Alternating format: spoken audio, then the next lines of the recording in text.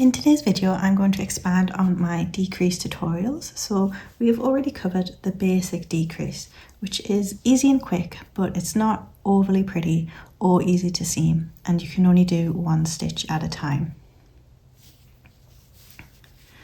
Next, I shared the sloped decrease, which is a great technique for decreasing multiple stitches at once. If you need a bit more of a dramatic slope than you can with just one stitch at a time. And it also creates this beautiful edge, which looks lovely on its own, if this is going to be your finished edge.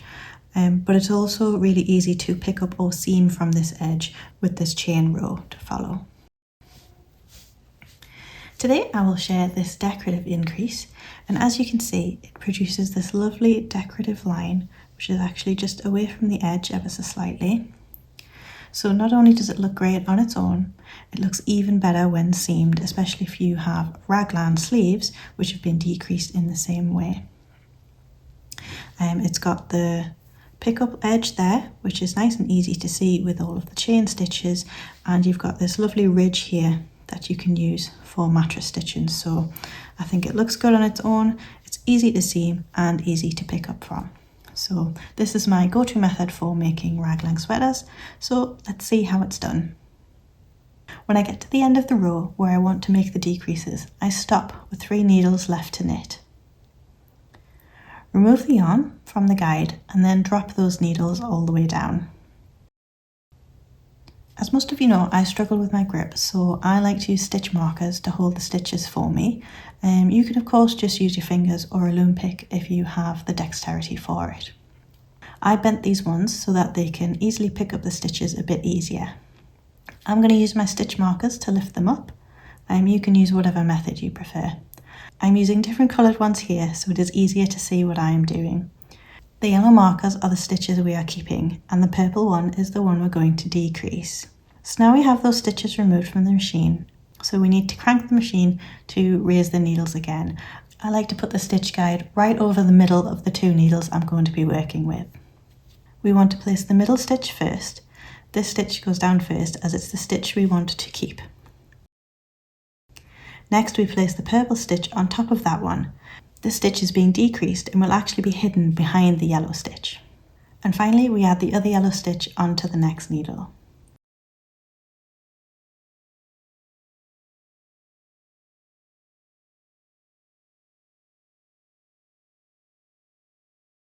Then we need to knit these stitches, so we place the yarn back into the guide, going under the first needle, and knit the stitches.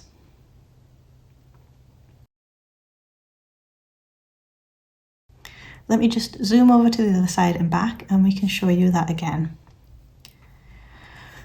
So same thing, we remove the yarn and lower the last 3 needles before we knit them. Remove them from the machine and reorder them so the middle stitch is underneath the first stitch and the last stitch is added on its own. Re-add the working yarn and then knit those 2 stitches. And this is what we end up with.